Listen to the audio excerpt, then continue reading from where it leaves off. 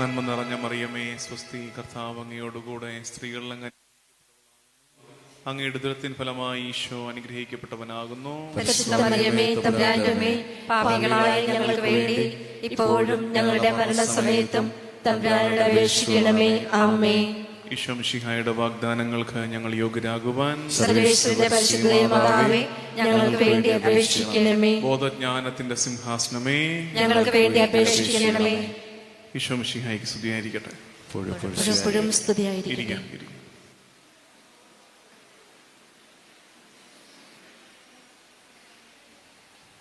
മാസാദ്യ തിങ്കളാഴ്ചത്തെ ശുശ്രൂഷയ്ക്ക് നമ്മളിവിടെ ഒരുമിച്ച് കൂടുമ്പോൾ, പ്രത്യേകിച്ച് നമ്മൾ ക്രിസ്മസിൻ്റെ ഒരുക്കകാലത്താണ്, തിരുപ്പിറവിയിലേക്ക് നമ്മൾ ഒരുങ്ങിക്കൊണ്ടിരിക്കുന്ന ഒരു സമയത്താണ് നമ്മൾ ഈ ശുശ്രൂഷയിൽ ഇപ്പോൾ എത്തിയിരിക്കുന്നത്.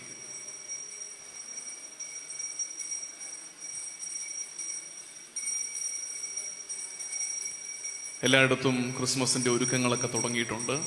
നമ്മൾ വഴിയിലോട്ടൊക്കെ ഇറങ്ങുമ്പോൾ സ്റ്റാറും പുൽക്കൂടിന് വേണ്ട കാര്യങ്ങളും ക്രിസ്മസ് ട്രീയും അതേ തൂക്കാനുള്ളതും ഒക്കെ വിപണിയിലെത്തി തുടങ്ങിയിട്ടുണ്ട്. നമ്മുടെയൊക്കെ വീടുകളിൽ പലയിടത്തും നക്ഷത്രങ്ങൾ തൂക്കിയിട്ടുണ്ട്. അങ്ങനെ ഒരു ക്രിസ്മസിൻ്റെ കുറേ പേരൊക്കെ നോമ്പെടുത്ത് തിരുപ്പിറവിയിലേക്ക് ഒരുങ്ങിക്കൊണ്ടിരിക്കുന്നു. അത്തരമൊരു സാഹചര്യത്തിൽ ഈശോയുടെ പിറവിയുമായിട്ട് ബന്ധപ്പെട്ട ഒന്ന് രണ്ട് ചിന്തകളെ നമുക്ക് ധ്യാനിച്ചെടുക്കാം. ഈശോയുടെ പിറവിയുമായിട്ട് ബന്ധപ്പെട്ട ഈ കഴിഞ്ഞ ദിവസം ഞായറാഴ്ച പരിശുദ്ധ കുർബാനയിൽ, പ്രത്യേകിച്ച് സീറോ മലബാർ ക്രമത്തിലുള്ള പരിശുദ്ധ കുർബാനയിൽ പങ്കെടുത്തവർക്ക് ഇന്നലത്തെ കുർബാനയിലെ വായന തന്നെ നമുക്കിന്ന് ധ്യാനമാക്കാം. സഖറിയ എന്നൊരു പുരോഹിതന് ദൈവത്തിന്റെ ദൂതൻ ഗബ്രിയേൽ പ്രത്യക്ഷപ്പെട്ടിട്ട് പറയുന്ന ഒരു ദൂതുണ്ട്. എന്താണ് ദൂത്? നിനക്ക് മിണ്ടാട്ടവും പറച്ചിലൊന്നും ഇല്ലേ? നിനക്ക് ഒരു പുത്രൻ ജനിക്കും, അല്ലേ? പുത്രൻ ഉണ്ടാകും. അപ്പോൾ ഉടനെ സക്കറിയയുടെ മറുപടി എന്താണ്? എന്തായിരുന്നു? എനിക്ക് വയ്യ കർത്താവായി, പ്രായമായി, എനിക്ക് വയ്യെന്നാണോ പറഞ്ഞേ? സക്കറിയായിക്ക് വലിയ വയ്യാഴികൊന്നും സക്കറിയ പറയുന്നില്ല. പിന്നെ ആരുടെ വയ്യാഴിട്ട് കാര്യമാണ് പറയുന്നേ? എലിസബത്ത് വന്ധിയാണ്, അവർ പ്രായം കവിഞ്ഞവളുമാണ്. എലിസബത്ത് വന്ധിയാണ്, പ്രായം കവിഞ്ഞവളുമാണ്. പ്രിയമുള്ളവരെ, ഈ ക്രിസ്മസിനെ മുഴുവനായിട്ട് നമ്മൾ അതിൻ്റെ കാഴ്ചയും ഭംഗിയും അതിൻ്റെ ആഘോഷങ്ങളുടെ മാനവും അതിൻ്റെ ഭക്ഷണവും കാര്യങ്ങളും ആചാരാനുഷ്ഠാനങ്ങളും ഒക്കെ മാറ്റിവെച്ചിട്ടുണ്ടല്ലോ. ക്രിസ്മസ് എന്ന സംഭവത്തെ ധ്യാനിക്കുമ്പോൾ നമ്മൾ തിരിച്ചറിയുന്ന കാര്യം, അസാധ്യതകളിൽ ദൈവം വഴിതെളിക്കും. അസാധ്യമായവ കർത്താവ് നടത്തും. അതാണ് ക്രിസ്മസിൻ്റെ ആകത്തുക. കാരണം എന്താ? ഇവിടെ ഈശോയുടെ പിറവിക്ക് മുമ്പ് ഈശോയ്ക്ക് വഴിയൊരുക്കേണ്ട സ്നാപക യോഹന്നാന്റെ പിറവി എങ്ങനെയാണ്? അസാധ്യമായ ഒന്ന് സാധ്യമാക്കുകയാണ് കർത്താവ്. അസാധ്യമായ ഒന്ന് സാധ്യമാക്കുന്നു. എന്താ അത്? എലിസബത്ത് വന്ധിയാണ്, അവള് പ്രായം കവിഞ്ഞവളുമാണ്. അതായത് ഇനി ഒരു പ്രതീക്ഷയില്ലെന്ന്. സക്കറിയയുടെ പറച്ചിൽ അതാണ്. എനിക്കങ്ങനെ വലിയ പ്രതീക്ഷയൊന്നുമില്ല കർത്താവേ, എനിക്കങ്ങനെ വലിയ പ്രതീക്ഷയൊന്നുമില്ല, നടക്കാൻ പോകുന്നൊന്നുമില്ല. ഇപ്പുറത്ത് മറിയവും പറയുന്ന അങ്ങനെ സമാനമായൊരു കാര്യമാണ്. മറിയത്തോട് പറഞ്ഞു, മാലാഖ വന്നിട്ട് പറയുന്നുണ്ട്, നിനക്കൊരു പുത്രൻ ജനിക്കും. അപ്പോൾ എന്താ മറിയത്തിന്റെ മറുപടി? ഇതെങ്ങനെ സംഭവിക്കും? ഞാൻ പുരുഷനെ അറിയുന്നില്ലല്ലോ. പുരുഷനെ അറിയാതെ ഒരു സ്ത്രീ ഗർഭം ധരിക്കുക എന്നുള്ളത് ചരിത്രത്തിൽ കേട്ടുകേൾവില്ലാത്ത കാര്യമാണ്. അസാധ്യമായ ഒന്നാണ്. അസാധ്യമായ ഒരിടത്ത് ദൈവം ഇറങ്ങി വരുമ്പോൾ അത് പലതും സാധ്യമായി മാറും എന്നതിൻ്റെ തെളിവാണ് ക്രിസ്മസ്. ഇന്നിവിടെ ഈ പ്രാർത്ഥനാലയത്തിൽ നിങ്ങളിങ്ങനെ ഒരുമിച്ച് കൂടുമ്പോൾ എനിക്കറിയാം, വെറുതെ വീട്ടിൽ ചുമ്മാ ഇരിക്കുന്നത് കൊണ്ട് വന്നവരാകുന്നില്ല ഈ വന്നവരൊക്കെ. എന്നാൽ പിന്നെ ചുമ്മാ ഇരിക്കുക, ഒന്ന് പോയേക്കാം എന്ന് വിചാരിച്ച് വന്നവരല്ല. ഒരു പ്രാർത്ഥനയുണ്ട് ഉള്ളിൽ, ഒരു സങ്കടമുണ്ട് ഉള്ളിൽ. ആ സങ്കടവും ചേർത്ത് പിടിച്ചാണ്, ഒരു നിയോഗം കാഴ്ചവെച്ചിട്ടാണ് നിങ്ങൾ ഇന്നിവിടെ ആയിരിക്കുന്നത്. നിങ്ങളെ സംബന്ധിച്ച് ആ പല പ്രാർത്ഥനകളും അസാധ്യമെന്ന് തോന്നിപ്പോകുന്നതാണ്. ദൈവമേ, നടക്കുമോ? ഇത് നടക്കുമോ? മുന്നോട്ടൊരു വഴിയുണ്ടോ എന്ന് തോന്നിപ്പോകുന്നൊരു ഘട്ടത്തിലാണ് നമ്മളായിരിക്കുന്നത്. അത്തരമൊരു ഘട്ടത്തിൽ ക്രിസ്മസിനെ ധ്യാനിക്കണം. അസാധ്യമായ ഇടങ്ങളിൽ ദൈവം വഴി തെളിക്കും എന്ന് വിശ്വസിക്കണം. അസാധ്യതകളിൽ ദൈവം വഴിതെളിക്കും. അത് പഴയ നിയമം തൊട്ട് ഇങ്ങോട്ട് അബ്രാഹവും സാറായും, അതിനുശേഷം താഴേക്ക് വരുമ്പോൾ സാമുവലിന്റെ മാതാപിതാക്കൾ, ഓരോരുത്തരെയായിട്ട് നമ്മൾ കണ്ടുവരുമ്പോഴും മനസ്സിലാക്കുന്നത് നമ്മുടെ വഴി അടഞ്ഞു എന്ന് തോന്നുന്ന ഇടങ്ങളിൽ ദൈവം നമുക്ക് വേണ്ടി വഴി തുറന്നു തരും. നമുക്കൊന്ന് എഴുന്നേറ്റ് നിൽക്കാം, വീണ്ടും ഒന്ന് പ്രാർത്ഥിച്ചൊരുങ്ങാം. ഈ ശുശ്രൂഷയിലേക്ക് മെല്ലെ നമ്മൾ പ്രാർത്ഥിച്ച് വചനം കേൾക്കാൻ ഒരുങ്ങുകയാണ്. കരങ്ങൾ നെഞ്ചോട് ചേർത്ത് പിടിക്കാം. പ്രാർത്ഥിച്ചാൽ ഉത്തരമുണ്ട്. ഗായക സംഘം പോയോ? പാട്ടറിയാവോ? പ്രാർത്ഥിച്ചാൽ ഉത്തരമുണ്ട്, യാചിച്ചാൽ മറുപടിയുണ്ട്. അതൊന്ന് പ്രാർത്ഥിച്ചൊരുങ്ങാം നമുക്ക്. ശരിക്കും സക്കറിയായും എലിസബത്തും പണ്ടെപ്പോഴോ പ്രാർത്ഥിച്ചിട്ടുള്ളൊരു കാര്യമാണ്. സക്കറിയ എലിസബത്തും പണ്ടെപ്പോഴോ പ്രാർത്ഥിച്ചൊരു കാര്യമാണ്, ഞങ്ങൾക്കൊരു കുഞ്ഞിനെ തരണം, ഞങ്ങൾക്കൊരു കുഞ്ഞിനെ തരണം. പിന്നീട് അവർ തന്നെ അങ്ങ് അംഗീകരിച്ചു, ഇതിന് ഉത്തരമില്ല, ഞാൻ വന്ധ്യയാണ്. ഒരു ഘട്ടമെത്തിയപ്പോൾ അവർ തിരിച്ചറിഞ്ഞു പ്രായം കഴിഞ്ഞു. എന്ന് വെച്ചാൽ എന്താ അർത്ഥം? പ്രാർത്ഥനയ്ക്ക് ഉത്തരം കിട്ടേണ്ട സമയം കഴിഞ്ഞു, ഇനി നോക്കിയിരിക്കണ്ട, തീർന്നു. പ്രതീക്ഷ അറ്റടത്ത് ദൈവം ഇറങ്ങി വന്നിട്ട് പറയുകയാണ്, നിനക്കൊരു പുത്രൻ ജനിക്കും, നിനക്കൊരു പുത്രൻ ജനിക്കും. ശരിക്കും നമ്മൾ കരങ്ങൾ നെഞ്ചോട് ചേർത്ത് പിടിച്ച് കണ്ണുകളടച്ച് എന്തോരം സങ്കടങ്ങളും ഞെരുക്കങ്ങളുമായിട്ടാണ് നമ്മളിവിടെ വന്നിരിക്കുന്നതെന്ന് തിരിച്ചറിയാം. ഈശോയെ, ഞങ്ങളും സമാനമായ സാഹചര്യത്തിലൂടെ കടന്നു പോകുന്നുണ്ട്. സമാനമായ സാഹചര്യത്തിലൂടെ ഞങ്ങളും കടന്നു പോകുന്നു. ചില പ്രാർത്ഥനകൾക്ക് എത്ര കാലമായിട്ട് പ്രാർത്ഥിച്ചതാണ് ആ പ്രാർത്ഥന, ഉത്തരം കിട്ടുന്നില്ല. ചില കണ്ണീര് നിലയ്ക്കുന്നില്ല. കർത്താവേ, കണ്ണീരൊഴുകി ഒഴുകി കണ്ണീർ ചാല് കീറുകയാണ് മുഖത്ത്. കർത്താവേ, നിന്റെ കൃപ ഒഴുകണമേ, നിന്റെ കരുണ നീ കാട്ടണമേ. ഞങ്ങളുടെ പ്രാർത്ഥനകൾക്ക് സക്കറിയായിക്ക് എലിസബത്തിന് പ്രാർത്ഥനയ്ക്ക് ഉത്തരം കൊടുത്തതുപോലെ, അസാധ്യമായ ഒന്ന് മറിയത്തിലൂടെ നീ സാധ്യമാക്കിയതുപോലെ ഞങ്ങളുടെ ജീവിതത്തിൽ ഞങ്ങൾ ഇന്ന് സമർപ്പിക്കുന്ന നിയോഗങ്ങളുടെ മേൽ നിന്റെ കരുണ ചൊരിയണമേ എന്ന് നമുക്ക് ഒരുമിച്ച് തിരുമുമ്പാകെ പാടി പ്രാർത്ഥിക്കുകയും വലിയ വിശ്വാസം ഏറ്റുപറയുകയും ചെയ്യാം. കർത്താവേ, നിന്റെ വാഗ്ദാനമുണ്ടല്ലോ, ചോദിക്കുവിൻ നിങ്ങൾക്ക് ലഭിക്കും, അന്വേഷിക്കുവിൻ നിങ്ങൾ കണ്ടെത്തും, മുട്ടുവിൻ നിങ്ങൾക്ക് തുറന്നു കിട്ടും. കാലതാമസം ഉത്തരമില്ലായ്മയല്ല.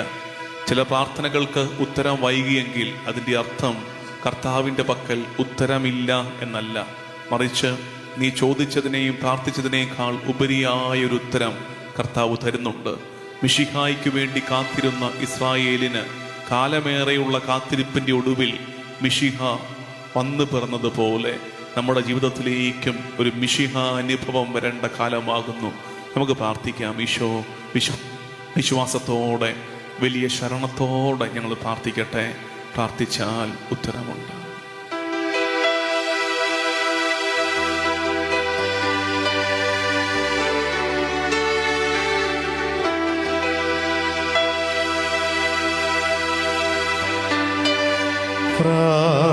പ്രാർത്ഥനയ്ക്കുത്തരം നൽകുന്നോനേ, നിന്റെ സന്നിധി ഞാൻ വരുന്നു. സ്വർഗീയ അനുഗ്രഹ ഭണ്ഡാരത്തിൻ വാതിൽ തുറക്കണമേ. കേൾക്കണേ എൻ പ്രാർത്ഥന, നൽകണേ എൻ യാചന. കേൾക്കണേ എൻ പ്രാർത്ഥന, നൽകണേ എൻ യാചന. കേൾക്കണേ എൻ പ്രാർത്ഥന, നൽകണേ എൻ യാചന. പുത്രന്റെ നാമത്തിൽ ചോദിക്കുമ്പോ ഉത്തരം തരുമെന്നരുളിയോരേ, നീ അമ്പരാനി വാഗ്ദത്തമെൻ തീർക്കു നീ നൽകിയല്ലോ. കേൾക്കണേ എൻ പ്രാർത്ഥന,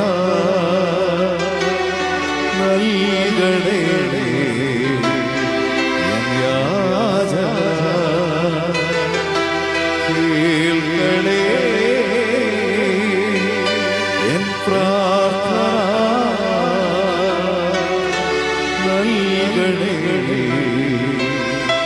എൻ യാചന.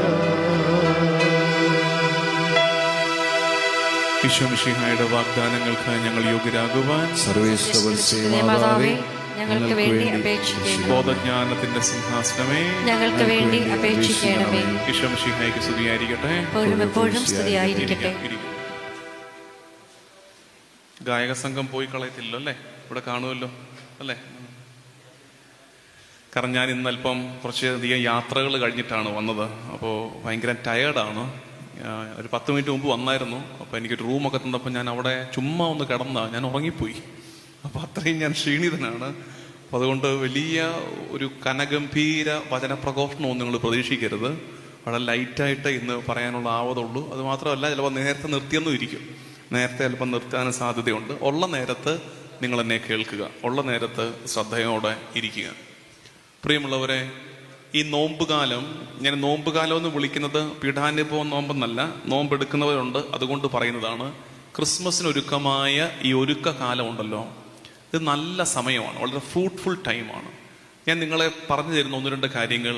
കുറെ കൂടെ കർത്താവിനോട് ചേർന്ന് നിൽക്കാനുള്ള ശ്രമം നടത്തുക, കുറെ കൂടെ കർത്താവിലേക്ക് അടുത്ത് നിൽക്കാനുള്ള ശ്രമം നടത്തുക. ഒരു പക്ഷേ ഇന്ന് നിങ്ങളിവിടെ, കർത്താവ് തമ്പുരാൻ നിങ്ങളിവിടെ എത്തിച്ചത് ഇങ്ങനെ ഒരു കാര്യം കേൾക്കാനായിരിക്കും. അതായത് ഇന്നത്തെ ദിവസത്തിന്റെ വചനം കേൾക്കുക എന്നതിനേക്കാൾ ഇത്തവണത്തെ 2024 ആണ്ടിലെ ക്രിസ്മസ് കുറച്ചുകൂടെ നന്നായിട്ട് ഒരുങ്ങി നിങ്ങൾ ആഘോഷിക്കണമെന്ന് കർത്താവ് ഒരു പക്ഷേ ആഗ്രഹിക്കുന്നുണ്ടാകും. അതിനു വേണ്ടിയിട്ടായിരിക്കും. അപ്പൊ 2-3 കാര്യങ്ങൾ ഞാൻ പറഞ്ഞു തരാം, ഒരുക്കത്തിന്റെ ശൈലികൾ. ഒന്നാമത്തെ കാര്യം, ഈ 25 ദിവസം കൂടുതൽ സമയം ബൈബിൾ വായനയ്ക്ക് വേണ്ടി മാറ്റിവെക്കുക. 25 ദിവസം കൂടുതൽ സമയം ബൈബിൾ വായനയ്ക്ക് വേണ്ടി. കാരണം എന്താ? ക്രിസ്മസ് എന്താണ്? ക്രിസ്മസ് വചനം മാംസമായതിൻ്റെ ആഘോഷമാണ്. കർത്താവിൻ്റെ വചനം മാംസരൂപം എടുത്തതിൻ്റെ ആഘോഷമാണ്. അതുകൊണ്ട് തന്നെ ആണ്ടുവട്ടത്തിൽ ബൈബിള് കൂടുതൽ വായിക്കേണ്ട ഏറ്റവും നല്ല സമയം ഏതാണ്? ഈ ക്രിസ്മസിനൊരുക്കമായ കാലമാണ്. അതിൽ തന്നെ പ്രത്യേകിച്ച് ഈശോയുടെ പിറവിയുമായിട്ട് ബന്ധപ്പെട്ട വായനകൾ, അല്ലെങ്കിൽ 4 സുവിശേഷങ്ങൾ. ഇത്രയും കാലത്തിനിടയ്ക്ക് പ്രാർത്ഥന ഒത്തിരി ചൊല്ലിയിട്ടുണ്ടെങ്കിലും ബൈബിള് മെനയായിട്ട് വായിച്ചവരുടെ എണ്ണം ചോദിച്ചാൽ എണ്ണം കുറവാകാനാണ് സാധ്യത. വെറുതെ ഒരു കൗതുകത്തിന് അറിയട്ടെ, ഉൽപ്പത്തി തൊട്ട് വെളിപാട് വരെ ബൈബിളിൽ എത്ര പുസ്തകമുണ്ട്?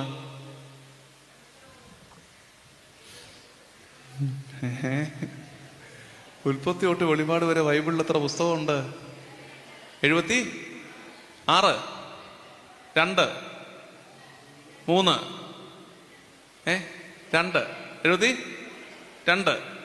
പിന്നെ വേറെ ഫോൺ നമ്പർ പറയുന്ന പോലെ ആയിട്ടുണ്ട്. പിന്നെ ഇനി വല്ലതും ഉണ്ടോ? എത്രയുണ്ട്? എത്ര പുസ്തകമുണ്ട് ബൈബിളിൽ? കണ്ടോ? അത്യാവശ്യം ഈ പ്രദേശത്ത്, ഈ ചുറ്റുപാടിൽ അത്യാവശ്യം ദൈവവിചാരം ഉള്ളതുങ്ങളാണ് ഈ വന്നിരിക്കുന്നത് അല്ലേ? ഇന്ന് മഴയും കൂടെ പെയ്തിട്ട് ഇത്രയും പേര് വന്നത് ദൈവവിചാരം ഉള്ളത് കൊണ്ടാണ്. ആ ദൈവവിചാരമുള്ള നമുക്ക് പോലും ബൈബിളിലെ പുസ്തകത്തിന്റെ എണ്ണത്തിന്റെ കാര്യത്തിൽ തിട്ടമില്ല. ഇപ്പോഴും ബൈബിളില് 73 പുസ്തകങ്ങൾ, ഉൽപ്പത്തി തൊട്ട് വെളിപാട് വരെ 73 പുസ്തകങ്ങൾ. ഞാൻ ചോദിക്കാൻ വന്ന ചോദ്യം എന്നറിയാമോ? ഈ ഉൽപ്പത്തി തൊട്ട് വെളിപാട് വരെ ശ്രദ്ധയോടെ വിട്ടുകളയാതെ ഒരാവർത്തി വായിച്ച് തീർത്തിട്ടുള്ളവർ എത്ര പേര് കാണും ഈ കൂട്ടത്തിൽ? കള്ളം പറയരുത്. IMS ആണ്, ഇവിടെ ഇരുന്ന് കള്ളം പറഞ്ഞാൽ ഇടുത്തി വീഴും.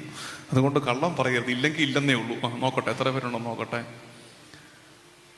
പുറകിലൊരു 3-4 കൈ പൊങ്ങുന്നിട്ടുണ്ട്, ബാക്കിയുള്ളവർ പൊക്കിയിട്ടില്ല. കൈതാത്തോ? അപ്പൊ നിങ്ങൾ വായിച്ചവരോ വായിക്കാത്തവരോ, നിങ്ങൾ ആരും കുറ്റം പറയുകയോ, വായിച്ചത് കൊണ്ട് ആരും പുണ്യപ്പെട്ടവരും ആകത്തില്ല, വായിക്കാത്തത് കൊണ്ട് ആരും പാപിയും ആകുന്നൊന്നുമില്ല. ഞാൻ വെറുതെ ചോദിച്ചെന്നേ ഉള്ളൂ. ഇന്ന് ഞാൻ നിങ്ങളെ ഏൽപ്പിക്കുന്നത്, ഞാൻ പറഞ്ഞു, ഇന്നത്തെ വചന പ്രഘോഷണം ചുമ്മാ നിങ്ങളെ വിളിച്ചിരുത്തിയിട്ട് കുറച്ച് സാരോപദേശം തരികയല്ല, ഉപദേശിച്ച് നന്നാക്കാനുള്ള ശ്രമം നടത്തുകയല്ല, ഒരു ശൈലി പഠിപ്പിക്കുകയാണ്. ക്രിസ്മസിന് നമുക്കൊന്ന് സീരിയസ് ആയിട്ട് ഒരുങ്ങാം. അവിടെയാണ് നമ്മുടെ ആത്മാർത്ഥത. നമ്മൾ എങ്ങനെ ഒരുങ്ങാൻ പറ്റുന്നുള്ളതിന്റെ ഏറ്റവും നല്ലൊരു ഒരുക്കം ഞാൻ പറയട്ടെ. ഇനിയുള്ള 24, ഇന്നുൾപ്പെടെ 24 ദിവസം കൊണ്ട് 4 സുവിശേഷങ്ങൾ ഒന്നുകൂടൊന്ന് വൃത്തിയായിട്ട് വായിച്ചു തീർക്കാൻ പറ്റുമോ? മത്തായിയും മർക്കോസും ലൂക്കായും യോഹന്നാനും മതി. ആ 4 സുവിശേഷങ്ങൾ ഇന്നൊറ്റ ദിവസത്തേക്കുള്ളതല്ല. ഇത്തവണത്തെ ക്രിസ്മസ് ആഘോഷിക്കുമ്പോൾ പാതിരാ കുർബാനയ്ക്ക് പോകുന്നതിന് മുമ്പ് മത്തായിയും മർക്കോസും ലൂക്കായും യോഹന്നാനും ഒരാവർത്തി മുഴുവൻ വായിച്ച് തീർത്തിട്ട് പോയി ആ പാതിരാ കുർബാന അർപ്പിക്കാൻ പറ്റുമോ? അങ്ങനെ ഉണ്ടെങ്കിൽ ഇത്തവണത്തെ ക്രിസ്മസിന് കർത്താവിന്റെ പുൽക്കൂട്ടിൽ നിങ്ങൾക്ക് വയ്ക്കാവുന്ന നിങ്ങളുടെ ഏറ്റവും നല്ല സമർപ്പണം എന്തായിരിക്കും അറിയാമോ? കർത്താവെ, എൻ്റെ ആയുസ്സിൽ ആദ്യമായിട്ട്, എൻ്റെ ജീവിതത്തിൽ ആദ്യമായിട്ട്, ക്രിസ്മസിന് ഒരുക്കമായിട്ട്, ബൈബിൾ മുമ്പ് വായിച്ചിട്ടുണ്ട്, പക്ഷേ ക്രിസ്മസിന് ഒരുക്കമായിട്ട് എൻ്റെ ജീവിതത്തിൽ ആദ്യമായിട്ട് ഞാൻ 4 സുവിശേഷങ്ങൾ വായിച്ചൊരുങ്ങി നിന്റെ പുൽക്കൂട്ടിൽ ആ എളിയ പരിശ്രമത്തെ കാഴ്ചയായി വെക്കുകയാണ്. അങ്ങനെ ഒന്ന് ഒരുങ്ങാൻ നോക്കിക്കുക. വചനത്തോട്, ബൈബിളിനോട് കുറച്ചുകൂടെ ആഭിമുഖ്യം ഉണ്ടാകണം. ഞാൻ ഒരു കാര്യം പറയട്ടെ. ഇപ്പം നമ്മളെല്ലാവരും കത്തോലിക്കരാണ്. ലത്തീൻ സമൂഹത്തിലുള്ളതാണെങ്കിലും സുറിയാനിക്കാരാണെങ്കിലും നമ്മളെല്ലാം വന്നിരിക്കുന്നതിൽ മിക്കവരും കത്തോലിക്കരാണ്. ഇനി ഇതര മതസ്ഥരായ കുറച്ച് പേരൊക്കെ ഉണ്ടാകാൻ സാധ്യതയുണ്ട്, നല്ല കാര്യം. മറ്റ് വിഭാഗങ്ങളിൽ നിന്ന് വന്നിരിക്കുന്നവരുണ്ടാകാൻ സാധ്യതയുണ്ട്, നല്ല കാര്യം. എന്നാലും ഞാനൊരു കാര്യം പറയാം, ഇത് പുറത്തോട്ട് ആരോടും പോയി പറയണ്ട. ഈ വന്നിരിക്കുന്ന ഇത്രയും പേര് പെന്തക്കോസുകാരായിരുന്നെങ്കിൽ, അവരോട് എനിക്ക് ഒരു എതിർപ്പില്ല കേട്ടോ, നല്ല മനുഷ്യരാണ്. പെന്തക്കോസുകാരായിരുന്നെങ്കിൽ അവരുടെ എല്ലാവരുടെയും കയ്യിൽ എന്ത് കണ്ടേനെ? ബൈബിള് കണ്ടേനെ. അതെന്നാ മഴയാന്ന്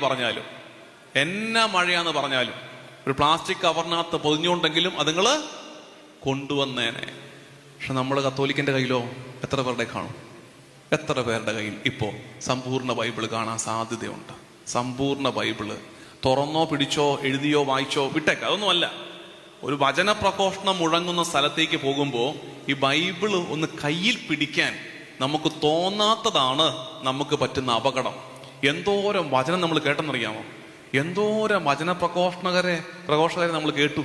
എന്നിട്ടും ഇതുവരെ ബൈബിൾ ഒന്ന് കൈകൊണ്ട് തൊടാൻ നമ്മൾ പഠിച്ചിട്ടില്ല. അതുകൊണ്ട് ഈ ക്രിസ്മസ് ഒരുക്ക കാലത്ത് ബൈബിളിനോട്, കർത്താവിന്റെ വചനത്തോട് കുറച്ചുകൂടി ഒരു അടുപ്പം ഉണ്ടാക്കിയെടുക്കുക പ്രിയമുള്ളവരെ. അതിന് ശ്രമിച്ചേ. കാരണം ഞങ്ങളെപ്പോലെയുള്ള വചനപ്രഘോഷകരുടെ വിശ്വാസത്തിൽ കണ്ടല്ല നിങ്ങൾ നടക്കേണ്ടത്. ഞങ്ങൾക്കിത് പറഞ്ഞു തരാനേ പറ്റൂ. നിങ്ങൾ കർത്താവിനെ നേരിട്ട് കാണണം. അതാണ് സമരിയാക്കാരി സ്ത്രീ പറയുന്നുണ്ടല്ലോ, അതാണ് ശരിക്കും ഇങ്ങനെ പ്രാർത്ഥനാലയങ്ങളിൽ ഒരുമിച്ച് കൂടുന്ന നിങ്ങളൊക്കെ കർത്താവിനെ നോക്കി ഒരിക്കൽ പറയേണ്ടത്. എന്താണെന്നറിയാമോ? സമരിയാക്കാരി സ്ത്രീയില്ലേ, യാക്കോബിന്റെ കിണറ്റിൻകരയിൽ വെച്ച് ഈശോയുമായി സംസാരിച്ചവള്. എന്നിട്ട് അവള് കുറച്ച് വർത്തമാനം കഴിഞ്ഞപ്പോൾ അവൾ എന്ത് ചെയ്തു? അവള് ഗ്രാമത്തിൽ പോയി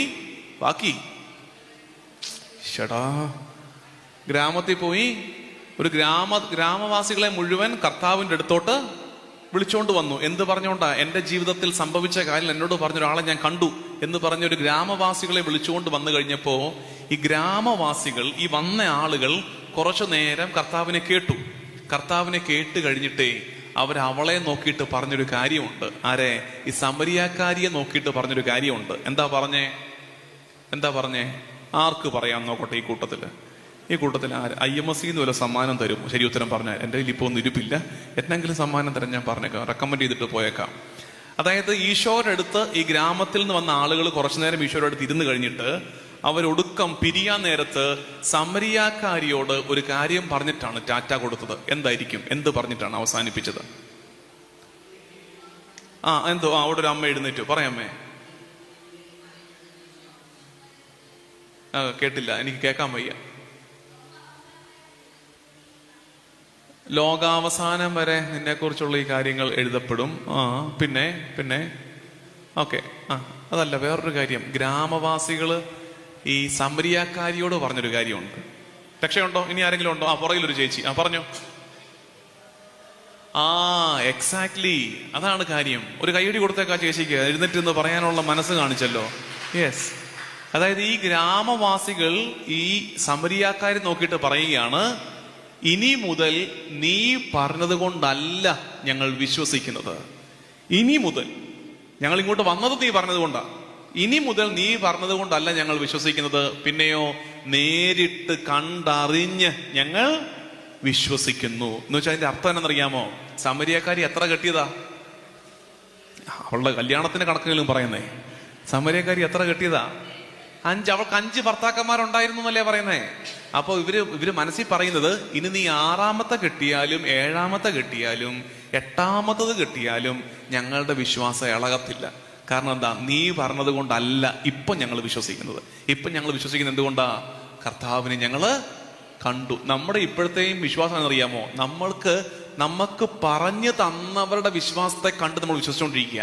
അതുകൊണ്ടാണ് സഭയിൽ ഒരു കുഴപ്പം പറ്റുമ്പോൾ, ഒരു അച്ഛൻ വീണു പോകുമ്പോൾ, ഒരു മോശം വാർത്ത കേൾക്കുമ്പോൾ നമ്മുടെ വിശ്വാസം കൂടെ പോകുന്നത്. നമ്മൾ പറയത്തില്ലേ, ഓ നമ്മുടെ വിശ്വാസമൊക്കെ അങ്ങ് പോകുമോ ഇതെല്ലാം കൂടെ കാണുമ്പോൾ? അതെന്താ കാര്യം? നമ്മൾ വിശ്വസിച്ചത് ഇവരെ കണ്ടിട്ടായി പോയി. അല്ല, ഇതൊക്കെ സ്റ്റാർട്ടിങ് പോയിന്റാ. ഇതെല്ലാം തുടക്കമാണ്. കർത്താവിലേക്ക് ഒന്ന് അടുപ്പിക്കുന്നു. ഇനി കാണേണ്ടത് കർത്താവിനെ കണ്ടു നടക്കണം. കർത്താവിനെ കണ്ടു നടക്കണം. കർത്താവിനെ കണ്ടു നടക്കണമെങ്കിൽ അതിന് ഏറ്റവും നല്ല മാർഗം എന്താണ്? ബൈബിൾ, വചനം. കാരണം യോഹന്നാൻ സുവിശേഷം 1-ാം അധ്യായം 1-ാം വാക്യം, ആദിയിൽ വചനമുണ്ടായിരുന്നു, വചനം ദൈവമായിരുന്നു. അപ്പൊ ദൈവിക ചൈതന്യത്തിൽ ജീവിക്കണമെങ്കിൽ ചെയ്യേണ്ട ഒരു കാര്യം എന്താ? ബൈബിള് നല്ലോണം വായിക്കണം.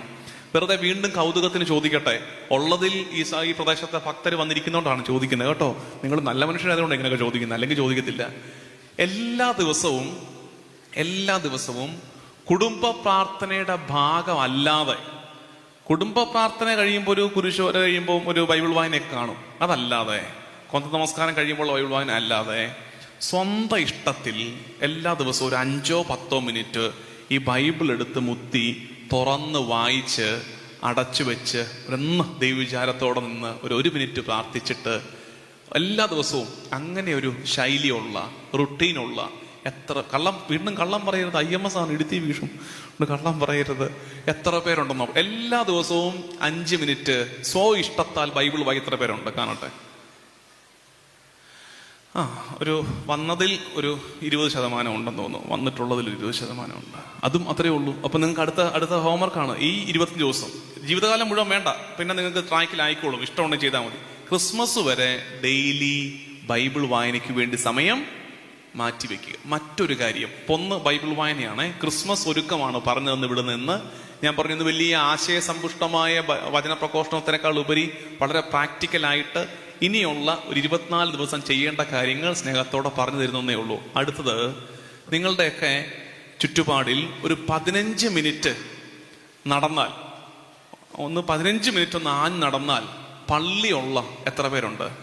15 മിനിറ്റ് ഒന്ന് ആഞ്ഞ് നടന്നാൽ കുർബാന അർപ്പണമുള്ള ഒരു ദേവാലയമുള്ള എത്ര പേരുണ്ട്? കൈതാക്ക്. അങ്ങനെയാണെങ്കിൽ അടുത്ത ഹോംവർക്ക് കിട്ടുകയാണ്. അടുത്ത ക്രിസ്മസ് ഹോംവർക്കാണ് അടുത്തത്. എന്തായിരിക്കും അത്? ഇപ്പൊ ഊഹിക്കാൻ പറ്റുമല്ലോ. എന്തായിരിക്കും അത്? ഇനി 25 ദിവസം നിങ്ങൾ പരിശുദ്ധ കുർബാന മുടക്കരുത്. 25 ദിവസം ഈ ക്രിസ്മസ് വരെ അത്രയെങ്കിലുമൊക്കെ ചെയ്യാൻ പറ്റാതെ ഞാൻ പറയുന്നതിന്റെ അർത്ഥം ഒന്ന് മനസ്സിലാക്കിയെടുത്തേ. അത്രയെങ്കിലുമൊക്കെ ഒന്ന് ചെയ്യാൻ പറ്റാതെ വല്ലപ്പോഴും ഒരിക്കൽ എവിടെങ്കിലും പോയി ഒന്ന് പ്രാർത്ഥിച്ച് കൈ പൊക്കി 2 സ്തുതിപ്പും ചെല്ലുമ്പോൾ ആ പോക്ക് കാര്യസാധ്യത്തിന്റെ പോക്കായി ചുരുങ്ങിപ്പോവാണ്. അത് വരാതിരിക്കണമെങ്കിൽ ഇതൊരു ശൈലിയാകണം. കർത്താവുമായിട്ട് നിരന്തര ബന്ധത്തിലാകണം. ആ ബന്ധം നമ്മളെ ബലപ്പെടുത്തും. അങ്ങനെ വരുമ്പോൾ ഉണ്ടല്ലോ, കർത്താവുമായിട്ട് ബന്ധത്തിലായുള്ള ഗുണം എന്താ? പ്രാർത്ഥനകൾക്ക് ഉത്തരം കിട്ടിയാൽ നന്ദി, പ്രാർത്ഥനയ്ക്ക് ഉത്തരം കിട്ടിയില്ലെങ്കിൽ നിന്റെ കയ്യെ മുറുക്കെ ഒന്നുകൂടെ പിടിക്കും. പ്രാർത്ഥനയ്ക്ക് ഉത്തരം കിട്ടിയാൽ കർത്താവെ നന്ദി, പ്രാർത്ഥനയ്ക്ക് ഉത്തരം കിട്ടിയില്ലെങ്കിൽ നിന്റെ കയ്യെ ഞാൻ ഒന്നുകൂടൊന്ന് മുറുക്കെ പിടിച്ച് ബലം സമ്പാദിച്ച് ഞാൻ നടക്കും. മറ്റേതിന്റെ പ്രശ്നം, പ്രാർത്ഥനയ്ക്ക് ഉത്തരം കിട്ടിയാൽ നന്ദി, സ്തുതിപ്പ്, സന്തോഷം. പ്രാർത്ഥനയ്ക്ക് ഉത്തരം കിട്ടിയില്ലെങ്കിൽ നിരാശ, തളർച്ച, ക്ഷീണം. ഈ നിരന്തര ബന്ധം ഉണ്ടാകണം കർത്താവുമായിട്ട്. നിരന്തര ബന്ധം, അതിന് ഏറ്റവും നല്ല മാർഗമാണ് പരിശുദ്ധ കുർബാന അർപ്പണം. അപ്പോ ഇന്ന് തന്നെ കേൾക്കുന്നവർക്ക്, അപ്പൊ നിങ്ങൾ പറയും, ഞങ്ങൾ അല്ലെങ്കിൽ തീരുമാനിച്ചായിരുന്നു അച്ചോ ക്രിസ്മസിന് 25 ദിവസം പള്ളിയിൽ പോകാൻ ഞങ്ങൾ തീരുമാനിച്ചായിരുന്നു. ഇന്നലെ ഞായറാഴ്ചയായിരുന്നു, അതുകൊണ്ട് പള്ളിയിൽ പോയി. ഇന്ന് ഏതായാലും ഇന്ന് കുർബാന കൂടുന്നുണ്ട്, അതുകൊണ്ട് 2 ദിവസം ഏതായാലും ഞങ്ങൾ സക്സസ്ഫുൾ ആയിട്ട് പോയി. നാളെ തൊട്ട് പോയേക്കാം എന്ന് ചിന്തിക്കുന്ന ഇടവകയിൽ ആരും ചിന്തിക്കും? ഇടവകയിൽ കുറെ പേര് അല്ലേ, അല്ലാത്തപ്പോൾ പള്ളിയിൽ പോകാത്തവർ പോലും 25 ദിവസം പള്ളിയിൽ പോകാൻ തീരുമാനിച്ചിട്ടുണ്ട്. നിങ്ങൾക്കുള്ള അഡീഷണൽ വർക്ക് തരട്ടെ. അപ്പൊ നിങ്ങളിപ്പോൾ ഓർക്കും, ദൈവമേ ഇന്ന് വരണ്ടായിരുന്നല്ലോ ഇതെല്ലാം കൂടെ കേൾക്കാൻ വേണ്ടിയിട്ട് എന്ന് വിചാരിക്കരുത്. നിങ്ങളൊരു 5-10 മിനിറ്റ് ഒന്നുകിൽ നേരത്തെ അല്ലെങ്കിൽ കുർബാനയ്ക്ക് ശേഷം പള്ളിയിലിരിക്കണം. 5-10 മിനിറ്റ് കുർബാനയ്ക്ക് മുമ്പോ കുർബാനയ്ക്ക് ശേഷമോ പള്ളിയിൽ സ്വസ്ഥതയോടെ ഇരിക്കണം. അതെന്താ അങ്ങനെ പറഞ്ഞു തരുന്നറിയാമോ? അങ്ങനെ പറഞ്ഞു തരുന്നതിന്റെ കാര്യം, നമുക്കിന്നൊരു അപകടമുള്ളത് നമുക്ക് പ്രാർത്ഥിക്കണമെങ്കിൽ ഒരു പുസ്തകമോ എഴുതി ചിട്ടപ്പെടുത്തിയ ഒരു പ്രാർത്ഥനയോ വേണമെന്നായി. നോക്കിക്കേ, ഇപ്പൊ നമ്മുടെ പ്രാർത്ഥനയൊക്കെ എങ്ങനെയാ? ഈ പ്രാർത്ഥന, ഒരു സാധനം പ്രിന്റഡ് പ്രാർത്ഥന കയ്യിലിരിപ്പുണ്ട്, അത് നോക്കി ചെല്ലുന്നു. അല്ലെങ്കിൽ കാണാപ്പാട് അറിയാവുന്ന കുറച്ച് പ്രാർത്ഥനകൾ നമ്മൾ ചൊല്ലിക്കൊണ്ടിരിക്കുന്നു, ജപമാല ചൊല്ലുന്നു. പരിശുദ്ധ കുർബാനയിൽ നമുക്ക് ടെക്സ്റ്റ് ഉണ്ട്, ടെക്സ്റ്റ് നോക്കി ചെല്ലുന്നു. അല്ലെങ്കിൽ ആ പ്രാർത്ഥന, കരുണക്കൊന്ത, കുരുക്കഴിക്കുന്ന മാതാവ്, ആ പ്രാർത്ഥന, ഈ പ്രാർത്ഥന, ഇതെല്ലാം പ്രിന്റഡ് പ്രാർത്ഥനകളാണ്. ഈ പ്രിന്റഡ് പ്രാർത്ഥനകൾ ചൊല്ലുന്ന എന്തിനെന്നറിയാമോ? ഇതൊന്നുമില്ലാത്തൊരു കാലത്തും കർത്താവിന്റെ അടുത്തിരുന്ന് ഹൃദയം കൊണ്ട് അവനോട് ബന്ധപ്പെടാനുള്ള കഴിവ് ആർജിച്ചെടുത്തോണ്ടിരിക്കുക നമ്മള്. അതിലേക്ക് എത്തുന്നില്ലെങ്കിലോ നോക്കിക്കേ, നമുക്കൊരു 10 മിനിറ്റ് കർത്താവിന്റെ അടുത്ത് വെറുതെ ഇരിക്കാൻ പറ്റുന്നുണ്ടോ? അല്ലെങ്കിൽ ഇരുന്ന ഉടനെ നമുക്ക് എന്തെങ്കിലും ഒന്നീ കൊന്ത എടുത്ത് ഉരുട്ടണം, അല്ലെങ്കിൽ ഒരു പ്രാർത്ഥന വേറെ അറിയാവുന്നൊരു കാണാപ്പാടാൻ പഠിച്ചൊരു പ്രാർത്ഥന ചെല്ലണം? അല്ല, അതൊന്നുമില്ലാതെ കുർബാനയ്ക്ക് മുമ്പോ ശേഷമോ ഒരു 10 മിനിറ്റ് കർത്താവിന്റെ അടുത്ത് സമാധാനത്തോടെ ഇരിക്കുന്ന ശൈലി പഠിക്കണം. നമുക്ക് ഇപ്പൊ അത് പറ്റത്തില്ല. നമുക്ക് ഒച്ചപ്പാടും ബഹളവും ഇല്ലാതെ പ്രാർത്ഥിക്കാൻ പറ്റത്തില്ല. ഇപ്പം എന്തെങ്കിലുമൊക്കെ സ്വരം കേട്ടോണ്ടിരിക്കണം. പ്രാർത്ഥിക്കണമെങ്കിൽ എന്തെങ്കിലും സ്വരം കേട്ടോണ്ടിരിക്കണം. ഒന്നുമില്ലെങ്കിൽ ആ കീബോർഡിൽ 2 സ്വരമെങ്കിലും 2 കട്ടയൊക്കെ കുത്തി ഒരു കീക്കിയെങ്കിലും കേൾപ്പിക്കണം. എന്നാലും നമുക്ക് പ്രാർത്ഥന വരൂ. നിശബ്ദത വന്നാൽ നമ്മൾ അങ്ങോട്ടും ഇങ്ങോട്ടും നോക്കും, എന്താ ഇപ്പൊ പറ്റിയേ, എന്താ വല്ല കുഴപ്പമുണ്ടോ? കാരണം സൈലൻസ് നമ്മുടെ പ്രാർത്ഥന ഇല്ലാതായിക്കൊണ്ടിരിക്കുക. നിശബ്ദത നമ്മുടെ പ്രാർത്ഥനകളിൽ ഇല്ലാതായിക്കൊണ്ടിരിക്കുകയാണ്. നിശബ്ദത പാലിക്കണം. അതുകൊണ്ടാണ് സക്കറിയായോട് കർത്താവ് പറഞ്ഞത്, ഇന്നലത്തെ വായനയിൽ സക്കറിയായോട് ഗബ്രിയേൽ ദൂതൻ എന്താ പറഞ്ഞത്? സക്കറിയ ചോദിക്കുന്നുണ്ട്, ഇതെങ്ങനെ സംഭവിക്കും? ചോദ്യമൊക്കെ ചോദിക്കുക, നടക്കുന്ന കാര്യമല്ലോ ആണോ? അപ്പോൾ തന്നെ ഗബ്രിയേലിന്റെ മറുപടി, യഥാകാലം പൂർത്തിയാകേണ്ട ദൈവത്തിന്റെ പദ്ധതിയെ നീ സംശയിച്ചതിനാൽ ഇത് നടപ്പിലാകുന്നത് വരെ നീ മിണ്ടണ്ട. ഇത് നടപ്പിലാകുന്നത് വരെ നീ മിണ്ടാതിരിക്കണം. മിണ്ടിപ്പോകരുതിരിക്കും. ഇനി മിണ്ടാതിരിക്കുക. ആ മൗനം ദൈവത്തിന്റെ പദ്ധതിയെ വെളിപ്പെടുത്തി കിട്ടാനുള്ള ഇടക്കാലമാണ്. ഒന്നും മിണ്ടാതിരുന്നുണ്ടല്ലോ, നിശബ്ദതയിൽ കർത്താവിന്റെ മനസ്സ് ധ്യാനിച്ചാൽ പലതിനും ഉത്തരം കിട്ടും നമുക്ക്. ഇത് പ്രശ്നം. നമ്മൾ പണ്ട് സൺഡേ സ്കൂളിലൊക്കെ പോയ കാലത്ത് പ്രാർത്ഥനയുടെ ഡെഫിനിഷൻ പഠിച്ചായിരുന്നു. ഓർക്കുന്നുണ്ടോ? പ്രാർത്ഥന എന്ന് വെച്ചാൽ എന്താന്നാ പഠിച്ചേ? ഓർക്കുന്നുണ്ടോ നോക്കട്ടെ. പ്രാർത്ഥന എന്ന് വെച്ചാൽ എന്താ? എവിടെ അന്ന് പഠിച്ചതൊക്കെ ഇതുവഴിയോ പോയില്ലേ? പ്രാർത്ഥന എന്നാൽ എന്താണ്? പണ്ട് പഠിച്ചതാ, പരീക്ഷയ്ക്കൊക്കെ പണ്ട് നമ്മൾ എഴുതി വെച്ചിട്ടുള്ളതാ. പ്രാർത്ഥന എന്ന് വെച്ചാൽ എന്താ? ആരെങ്കിലും പറയാൻ നോക്കിക്കേ, പ്രാർത്ഥന എന്നാൽ എന്താണ് എന്ന് ചോദിച്ചാൽ, നിങ്ങൾ പ്രാർത്ഥിക്കുന്നവരല്ലേ, നിങ്ങളോട് ആരെങ്കിലും ചോദിക്കുക എന്താണ് പ്രാർത്ഥന എന്ന് ചോദിച്ചാൽ എന്ത് പറഞ്ഞു കൊടുക്കും? ഏറ്റവും സിമ്പിളായിട്ടൊരു നിർവചനം പറഞ്ഞേ, എന്താണ് പ്രാർത്ഥന? പറഞ്ഞ എന്താണത്? ഞാനും ദൈവവുമായുള്ള സംഭാഷണമാണ് പ്രാർത്ഥന, അല്ലേ? കറക്റ്റ്. എല്ലാവരും ഒന്ന് ഒരുമിച്ച് പറഞ്ഞേ, എന്താണ് പ്രാർത്ഥന? ഞാനും ദൈവവുമായുള്ള സംഭാഷണമാണ് പ്രാർത്ഥന. എല്ലാവരും കൂടെ പറയാൻ പറഞ്ഞിട്ട് 3-4 പേര് ചുണ്ടനക്കുകയും ബാക്കിയുള്ള ഒരു കാഴ്ചക്കാരായിട്ടിരിക്കുകയും ചെയ്യുകയാണല്ലോ. അങ്ങനെ ചെയ്യാതെ ഇങ്ങനെ പറയുമ്പോൾ തന്നെ എളിമപ്പെടുകയാണ് നമ്മൾ. എന്താണ് പ്രാർത്ഥന എന്ന് പറഞ്ഞേ? എന്താണ് പ്രാർത്ഥന? ഞാനും ദൈവവുമായുള്ള സംഭാഷണമാണ് പ്രാർത്ഥന. ഇനി നിങ്ങൾ ശ്രദ്ധിക്കണേ, 2 പേർ തമ്മിൽ സംസാരിക്കുന്നതാണ് പ്രാർത്ഥന എന്നാണ് ക്രിസ്ത്യൻ നിർവചനം, പ്രാർത്ഥനയ്ക്കുള്ള ക്രിസ്ത്യൻ ഡെഫിനിഷൻ. പക്ഷെ നമ്മുടെ പ്രാർത്ഥനയിൽ എപ്പോഴെങ്കിലും ദൈവം സംസാരിക്കുന്നുണ്ടോ? നമ്മുടെ പ്രാർത്ഥനകളിൽ ദൈവം സംസാരിക്കുന്നുണ്ടോ?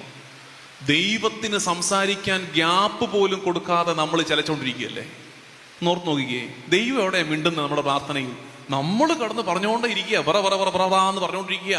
കർത്താവിന് എടാ ഒന്നും മിണ്ടാതിരിക്കുക, ഞാൻ ബാക്കി പറയട്ടെ, ഇല്ലില്ല ഞാൻ പറയട്ടെ എന്ന് പറഞ്ഞ് നമ്മൾ പറഞ്ഞുകൊണ്ടിരിക്കുകയാണ്.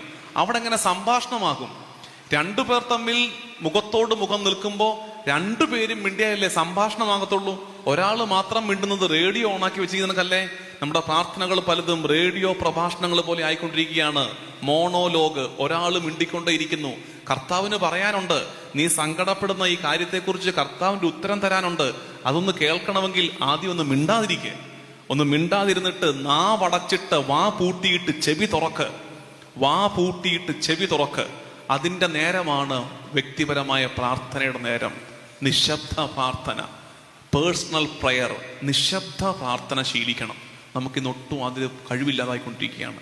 അതുകൊണ്ട് 2 ശൈലികളാണ് ഇപ്പൊ പറഞ്ഞത്. ഒന്നാമത്തെ എന്തായിരുന്നു? ബൈബിള് പോയി. ഒന്നാമത്തത് ഏത്? ബൈബിളിൽ എന്ത് വായിക്കണമെന്നാ പറഞ്ഞേ? ക്രിസ്മസിന് മുമ്പ് എന്തോരം വായിച്ചു തീർക്കണമെന്നാ പറഞ്ഞേ? 4 സുവിശേഷങ്ങൾ. ഞാൻ 73 പുസ്തകം എന്ന് പറഞ്ഞ് നിങ്ങളെ ടെൻഷൻ എടുപ്പിക്കുന്നില്ല, നടക്കാത്ത കാര്യമെന്ന് എനിക്കറിയാം. 4 സുവിശേഷം.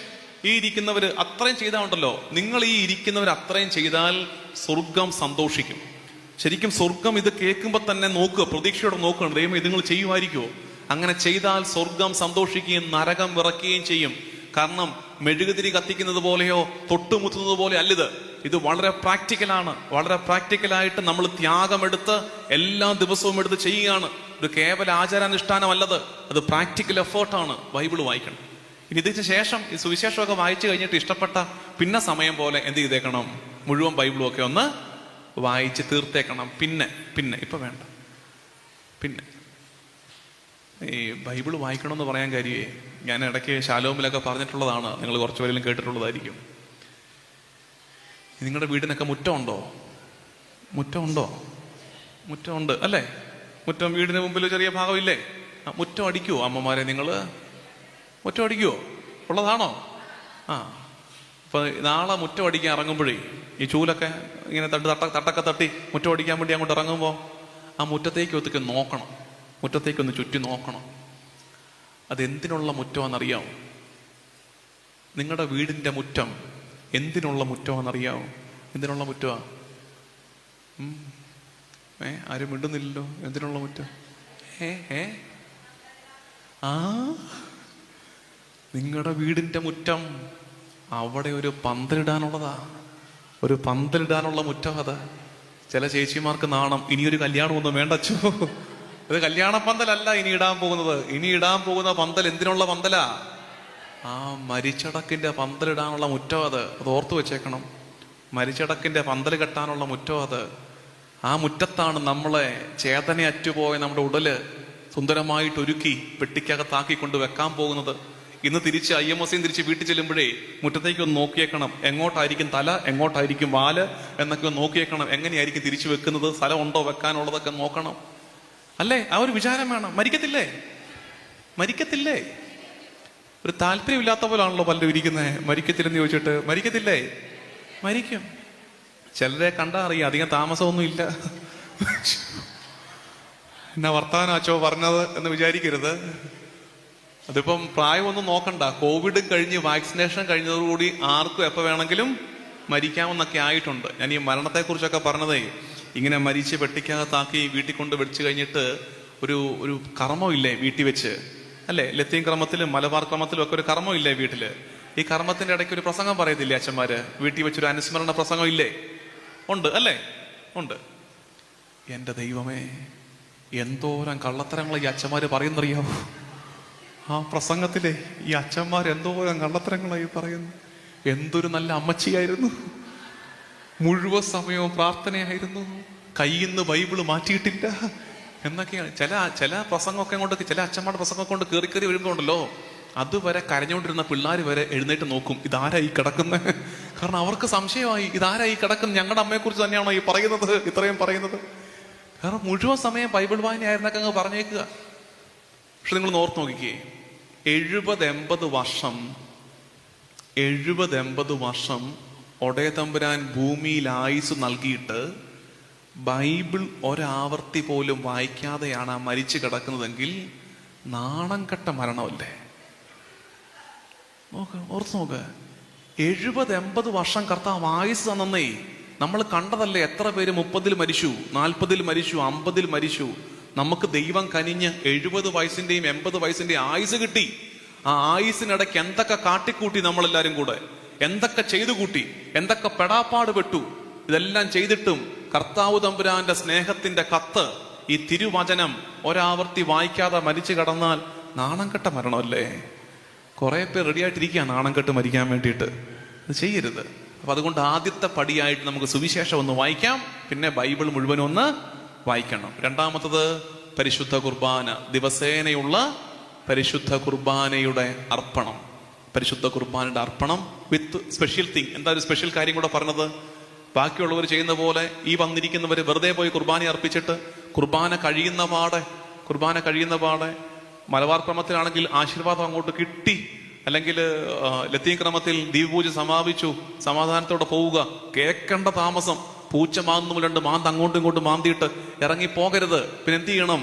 സമാധാനത്തോടെ അവിടെ ഒന്ന് ഇരിക്കണം. എന്തിനാ ഇരിപ്പിരിക്കുന്നത്? കർത്താവ് പറയുന്നത് കേൾക്കണം. കർത്താവ് ആ ദിവസത്തേക്കുള്ളത് കർത്താവ് പറയുന്നുണ്ട്, അതൊന്ന് കേൾക്കാൻ ചെവി ശീലിക്കണം. നമ്മൾ പറയുന്നത് മാത്രമല്ല പ്രാർത്ഥന, കർത്താവ് പറയുന്നത് കേൾക്കുന്നതും പ്രാർത്ഥനയാണ്. കർത്താവിന്റെ തിരുഹിതം കേൾക്കുന്നതും മനസ്സിലാക്കുന്നതും പ്രാർത്ഥനയാണ്. ഇനി മൂന്നാമത്തെ ഹോംവർക്ക്. ഇതെന്തോരം ഹോംവർക്ക് ഉണ്ട് എന്ന് ചോദിക്കരുത്. ഒരെണ്ണം കൂടെ പറഞ്ഞിട്ട് നിർത്താം. മടുത്തോ? എൻ്റെ കൂടെ ഉണ്ടോ? കേൾക്കുന്നുണ്ടോ? ഹല്ലേലൂയ്യ. വലതുകരം ഉയർത്തി പറഞ്ഞേ ഹല്ലേലൂയ്യ, ഹല്ലേലൂയ്യ. മൂന്നാമത്തത് നോമ്പെടുക്കണം. എനിക്കറിയാം ലത്തീൻ സഭയിൽ ക്രിസ്മസിന് ഒരുക്കമായിട്ട് ഒറിജിനലി അങ്ങനെ നോമ്പില്ലെന്ന് തോന്നുന്നു അല്ലേ? ക്രിസ്മസ് ഒരുക്കം നോമ്പുണ്ടോ? ഉണ്ടോ? ഇപ്പൊ എടുക്കുന്നൊക്കെ ഉണ്ടല്ലേ? ഇപ്പൊ നല്ല കാര്യം. സുറിയാനി സഭയിൽ നോമ്പ് തന്നെയാണത്. ക്രിസ്മസ് ഒരുക്കം നോമ്പുണ്ട്. ലത്തീൻ സഭയിൽ എടുക്കുന്നവരുണ്ട്. നല്ല കാര്യം. എടുക്കുന്ന നല്ലതാണ്. എന്താ എടുക്കുന്ന നല്ലതാന്ന് പറയാൻ കാര്യം അറിയോ? ശ്രദ്ധിച്ചേ.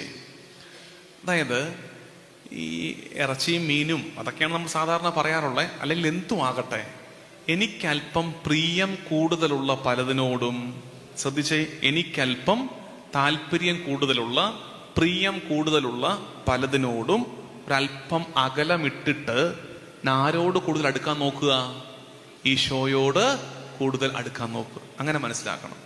അതിനകത്ത് പാപമുണ്ട്, അതിനകത്ത് മദ്യപാന ശീലം ഉണ്ടെങ്കിൽ അതുണ്ട്, അതിനകത്ത് മറ്റ് ദുശീലങ്ങൾ ഉൾപ്പെടുത്തണം, അതിനകത്ത് നാവിന്റെ ദുരുപയോഗം ഉൾപ്പെടുത്തി. ചിലരുണ്ട് നാക്കെടുത്ത തെറിയ വരുന്നത്.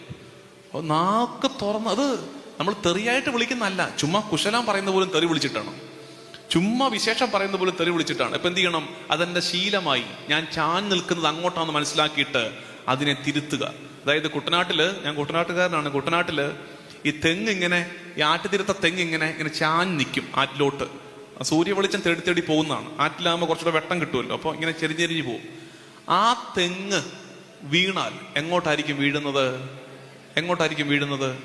എങ്ങോട്ട് ചാഞ്ഞ് നിൽക്കുന്നോ അങ്ങോട്ട് വീഴും. അപ്പൊ നിങ്ങൾ ഓർത്തേക്കണം, നോമ്പുകാലം എന്നറിയാമോ? നീ എങ്ങോട്ടാണ് ചാഞ്ഞ് നിൽക്കുന്നതെന്ന് മനസ്സിലാക്കിയിട്ട് സ്റ്റേക്കമ്പി വലിച്ച് നേരെ നിർത്തുന്ന ഏർപ്പാടാണ് നോമ്പ്. അല്ലെങ്കിൽ പറ്റുന്നത് ചാഞ്ഞ് നിൽക്കുന്നതിലേക്ക് നമ്മൾ വീഴും. എങ്ങോട്ടാണോ നമ്മുടെ ചായ്വ്, അങ്ങോട്ടായിരിക്കും നമ്മുടെ വീഴ്ചയും. ഒരു ചായ്വും നിസ്സാരമാക്കി എടുക്കരുത്. ചെറിയൊരു ചായ്വല്ലേ ഉള്ളൂ.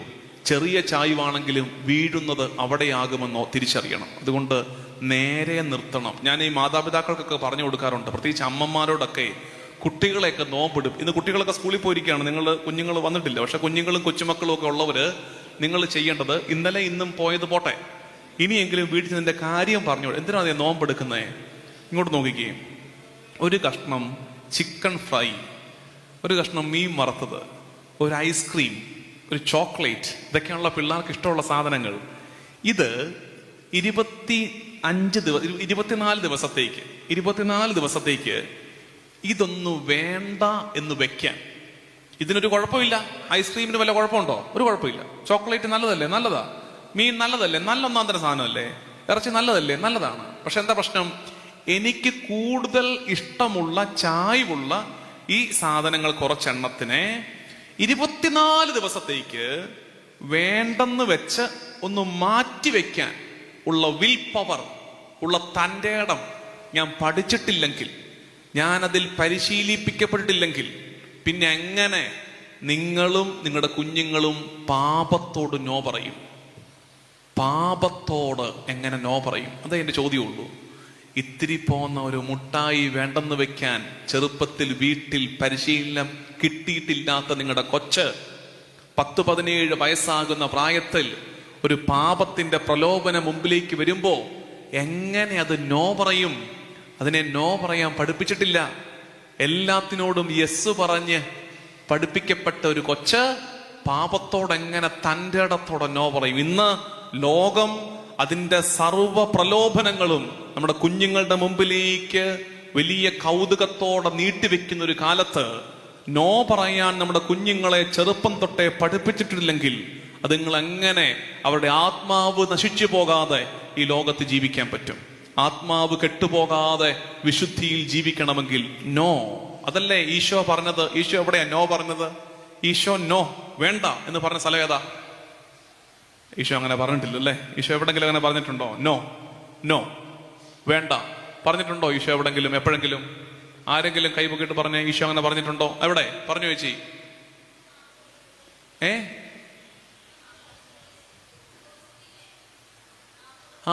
കറക്റ്റ്. 40 ദിവസം കർത്താവ് ഉപവസിച്ചില്ലേ? 40 ദിവസം ഈശോ പറഞ്ഞത് എന്താ? അതിന്റെ 40 ദിവസത്തിന്റെ പ്രലോഭനങ്ങളുടെ സമയത്ത് പിശാചി വന്നപ്പോൾ ഈശോ പറഞ്ഞ വാക്കെന്താ? പിശാചി വന്നിട്ട് ചോദിച്ചു, കല്ലിനെ അപ്പമാക്കിക്കൂടെ? ഈശോയുടെ ഉത്തരം നോ ഇല്ല. ദേവാലയ ഗോപുരത്തും താഴേക്ക് ചാട്, ഞാൻ നിന്നെ പിടിച്ചോളാം. അല്ലെങ്കിൽ മാലാഖമാര് നിന്നെ പിടിച്ചോളും, ചാട്. ഈശോയുടെ ഉത്തരം നോ, പറ്റില്ല. ഒറ്റ തവണത്തേക്ക് മതി എന്നെ ഒന്ന് കുമ്പിട്ട് ആരാധിച്ചേ. ഈശോയുടെ ഉത്തരം നോ, സൗകര്യമില്ല, നോ. വേണ്ട എന്ന് പറയാൻ നമ്മൾ പഠിക്കുകയും നമ്മുടെ കുഞ്ഞുങ്ങളെ പഠിപ്പിക്കുകയും ചെയ്യുന്ന കാലമാണ് എന്ത്? നോമ്പ് കാലം. നോമ്പിന് ഭയങ്കര ശക്തിയുണ്ട്. നോമ്പ് ഭയങ്കര പവർഫുള്ളാണ്. അതുകൊണ്ട് നോമ്പെടുക്കുന്ന നാളുകളാക്കി ഇതിനെ മാറ്റണം. നോമ്പിന്റെ കാലമാക്കി ഇതിനെ മാറ്റണം. നമുക്കൊന്ന് എഴുന്നേറ്റ് നിൽക്കാം.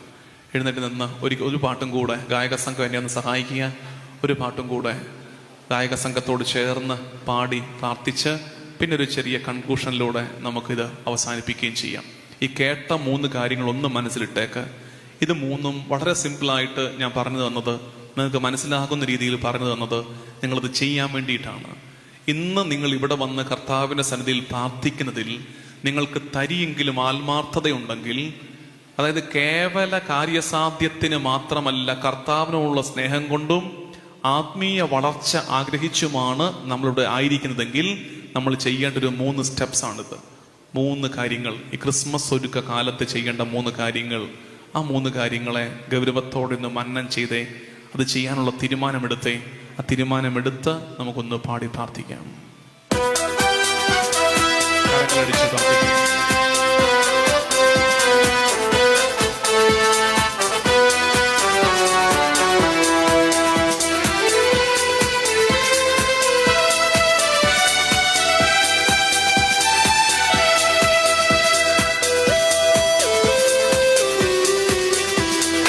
അബ്രാഹത്തിൻ ദൈവമേ, ഇസ്ഹാക്കിൻ ദൈവമേ, യാക്കോബിൻ പ്രിയ ദൈവമേ, വാഴ്ത്തിടാം തിരുനാമം. അബ്രാഹത്തിൻ ദൈവമേ, ഇസ്ഹാക്കിൻ ദൈവമേ, യാക്കോബിൻ പ്രിയ ദൈവമേ, വാഴ്ത്തിടാം തിരുനാമം. കരവുയർത്തി അവിടുന്നല്ലോ സൗഖ്യം, അവിടുന്നല്ലോ സ്നേഹം, അവിടുന്നല്ലോ ജീവൻ, അവിടുന്നേകദൈവം,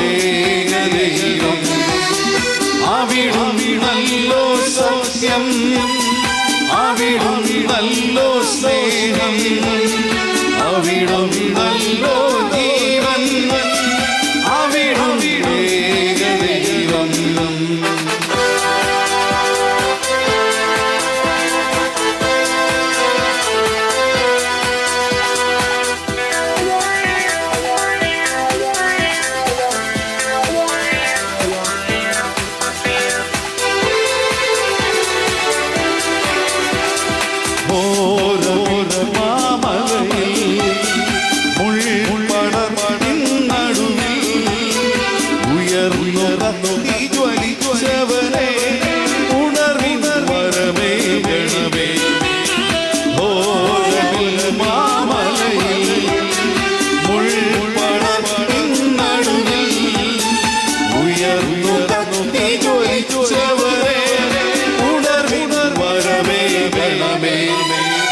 അവിടുന്നല്ലോ സത്യം, അവിടുന്നല്ലോ സ്നേഹം, അവിടുന്നല്ലോ ജീവൻ, അവിടുന്നേകദൈവം, അവിടുന്നല്ലോ സത്യം, അവിടുന്നല്ലോ സ്നേഹം, അവിടുന്നല്ലോ ജീവൻ, അവിടുന്നേകദൈവം.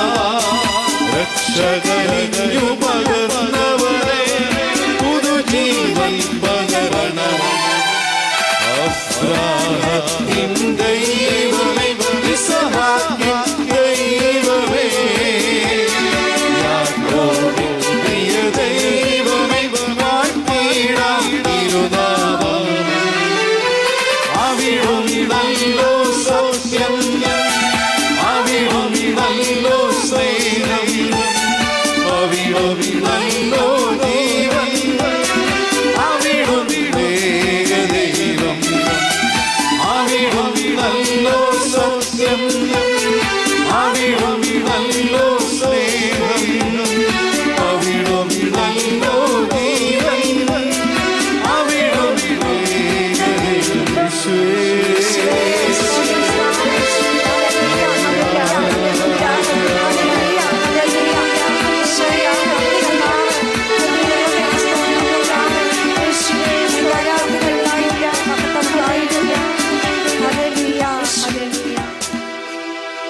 ഈശോ മിശിഹായുടെ വാഗ്ദാനങ്ങൾക്ക് ഞങ്ങൾ യോഗ്യരാകുവാൻ സർവ്വേശ്വരന്റെ പരിശുദ്ധ മാതാവേ, ഞങ്ങൾക്ക് വേണ്ടി അപേക്ഷിക്കണമേ. ബോധജ്ഞാനത്തിന്റെ സിംഹാസനമേ, ഞങ്ങൾക്ക് വേണ്ടി അപേക്ഷിക്കണമേ. ഈശോ മിശിഹായിക്ക് സ്തുതിയായിരിക്കട്ടെ. എപ്പോഴും എപ്പോഴും സ്തുതിയായിരിക്കട്ടെ.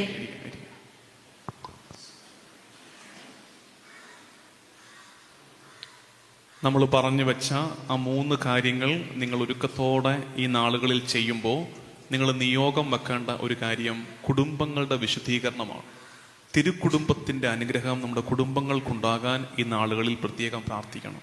ശരിക്കും ഇന്ന് സഭ ഒരുമിച്ച് കിതയ്ക്കുന്നതിൻ്റെ, ക്രൈസ്തവ സമൂഹം കിതച്ചു പോകുന്നതിൻ്റെ ഒരു മെയിൻ കാരണം കുടുംബങ്ങൾക്കുള്ളിൽ തിന്മ കടന്നു കയറിയിട്ടുണ്ട്. കുടുംബത്തിൻ്റെ അകത്ത് തിന്മ കടന്നു കയറുന്നു അധികമായിട്ട്. ക്രൈസ്തവ സമൂഹം ഞാൻ എടുത്തു പറയാൻ കാര്യം, ലോകത്തിന് ക്രൈസ്തവ സമൂഹത്തെ ആവശ്യമുണ്ട്. ലോകക്രമം നന്നായിട്ട് പോകണമെങ്കിൽ ഇവിടെ എന്തുണ്ടായേ പറ്റൂ? ക്രിസ്തീയത ഉണ്ടായേ പറ്റൂ. ഈ അടുത്ത് ശശി തരൂർ MP അദ്ദേഹം നടത്തിയൊരു പ്രസംഗത്തിൽ വളരെ ഭംഗിയായിട്ട് ആ കാര്യം പറഞ്ഞിട്ടുണ്ട്. അദ്ദേഹം പറഞ്ഞൊരു കാര്യം ഇതാണ്: ക്രിസ്ത്യാനിറ്റി ഈ ലോകത്തുണ്ടാകണം. ക്രിസ്ത്യാനിറ്റി ഉള്ളത് കൊണ്ടാണ്, അതായത് നമ്മൾ ക്രിസ്ത്യാനിയാണോ അല്ലയോ, അദ്ദേഹം പറഞ്ഞ ഇങ്ങനെയാണ്: ക്രിസ്ത്യാനിയാണോ അല്ലയോ, ആ വ്യത്യാസത്തിനപ്പുറത്ത് ആണെങ്കിലും അല്ലെങ്കിലും ക്രിസ്തീയ പാഠങ്ങൾ നമ്മുടെയൊക്കെ ഉള്ളിൽ കിടക്കുന്നത് കൊണ്ടാണ് ലോകത്തിൽ സമാധാനമുള്ളതെന്ന് അദ്ദേഹം പറയുക. കാരണം ഒരു കർണം തടിച്ചാൽ മറ്റേ കർണം കാണിച്ചു കൊടുക്കാൻ പഠിപ്പിക്കുന്ന മറ്റൊരു വിശ്വാസമില്ല. നിന്നെ ദ്രോഹിച്ചവരോട് നിരുപാധികം ക്ഷമിക്കാൻ പറയുന്ന മറ്റൊരു വിശ്വാസം ഇല്ല. അത് ക്രിസ്തീയതയാണ്. പിന്നെ ഈ വിശ്വാസം ലോകം മുഴുവനും സാധുക്കൾക്ക് നന്മയായി സ്പ്രെഡ് ചെയ്തത് ക്രിസ്ത്യാനിറ്റിയിലാണ്. മറ്റു മതങ്ങളെ ഞാൻ മോശമായി പറയുന്നല്ല, എല്ലാ മതങ്ങളും നല്ലതാണ്. പക്ഷെ വിശ്വാസത്തെ പാവപ്പെട്ടവനിലേക്ക്, സാധാരണക്കാരനിലേക്ക് ആതുര സേവനമായും നന്മ പ്രവർത്തികളുമായി കൊണ്ടുപോയത് ക്രിസ്തീയതയാണ്. അതുകൊണ്ട് ക്രിസ്ത്യാനിറ്റി ഇനി വേണം ഈ ഭൂമിയിൽ. നമ്മളിപ്പോൾ ചുമ്മാ വട്ടം ഒരിക്കലും പറയത്തില്ല, ഇതൊന്നും അധികം കാലമൊന്നും ഉണ്ടാകത്തില്ല. ചിലപ്പോൾ നമ്മളൊക്കെ പറഞ്ഞു കളയും, ഇതിന്റെ കാലം കഴിയാറായി. മതങ്ങളുടെയും പ്രത്യേകിച്ച് ക്രിസ്തു വിശ്വാസത്തിന്റെയും ഒക്കെ കാലം കഴിയാറായി, അധികം കാലമൊന്നും ഇതില്ല. അത് ലാഘവത്തോടെ പറഞ്ഞു കളയരുത്. കാരണം അങ്ങനെ ഇല്ലാതായി പോകുന്നൊരു കാലത്ത് ലോകത്തിന്റെ ക്രമം തെറ്റും. ക്രിസ്തീയത വേണം ഈ ഭൂമിയിൽ. ക്രിസ്തീയതയാണ് ഇതിന്റെ സമാധാനത്തെ സൂക്ഷിക്കുന്നത്. അത് ക്രിസ്തീയത കിതയ്ക്കാതിരിക്കണമെങ്കിൽ കുടുംബങ്ങളിൽ വിശുദ്ധീകരണം നടക്കണം. കുടുംബങ്ങളിൽ വിശുദ്ധീകരണം നടക്കണം. നിർഭാഗ്യവശാൽ ഇന്ന് കുടുംബങ്ങൾ വലിയ തിന്മയുടെ ഇടങ്ങളായിട്ട് മാറിപ്പോകുന്നുണ്ട്. പ്രത്യേകിച്ച് ഭാര്യ ഭർത്തൃ ബന്ധത്തിലെ സ്നേഹം എന്നോ നഷ്ടപ്പെട്ടു പോയിരിക്കാം. പറയുമ്പോൾ ഭാര്യയും ഭർത്താവും ഒക്കെയാണ്, ഒരു കൂരയ്ക്ക് കീഴിലാണ്, ചിലപ്പോൾ ഒരു കിടക്കയിലാണ് അന്തി ഉറങ്ങുന്നത്. അതിനപ്പുറത്ത് 2 പേർ തമ്മിലുള്ള സ്നേഹം എന്തോരം ഉണ്ടെന്ന് ചോദിച്ചാൽ, നിങ്ങൾ തന്നെ നോക്കുന്നേ, നിങ്ങൾ തമ്മിലൊക്കെ ഭാര്യയും ഭർത്താവും കൂടെ ഒക്കെ വഴക്കടിക്കാനും അങ്ങോട്ടും ഇങ്ങോട്ടും എന്തെങ്കിലും കുറ്റം പറയാനും അല്ലാതെ മിണ്ടിയിട്ട് സ്നേഹത്തോടെ അങ്ങോട്ടും ഇങ്ങോട്ടും വിശേഷം ചോദിച്ച് മിണ്ടിയിട്ട് എത്ര കാലമായെന്ന് വല്ല വിചാരമുണ്ടോ? പല കുഞ്ഞുങ്ങളും അങ്ങനെ ഒരു കാഴ്ച പോലും കണ്ടിട്ടില്ല. അപ്പനും അമ്മയും സ്നേഹത്തോടെ മിണ്ടുന്ന കാഴ്ച കാണാൻ ഭാഗ്യം കിട്ടാതെ പോകുന്ന കുഞ്ഞുങ്ങളുണ്ട്. ശരിക്കും നമ്മൾ ഒരു വശത്തുകൂടെ പ്രാർത്ഥനക്കാരാകുമ്പോൾ ഇപ്പുറത്തൊരു വശത്ത് വളരെ ശ്രദ്ധയോടെ നമ്മൾ സൂക്ഷിക്കേണ്ട ഒന്നാണ് കുടുംബ ജീവിതത്തിന്റെ വിശുദ്ധി, ഭാര്യ ഭർത്തൃ ബന്ധത്തിന്റെ വിശുദ്ധി, മക്കളുടെ വിശ്വാസ രൂപീകരണം. കുഞ്ഞുങ്ങളെ ദൈവത്തെ കാട്ടി വളർത്തണേ, കുഞ്ഞുങ്ങളെ ദൈവത്തെ കാട്ടി വളർത്തണം. ഇന്നിപ്പോ ഒട്ടും ഇല്ലാതായി പോകുന്ന ഒന്നാണത്.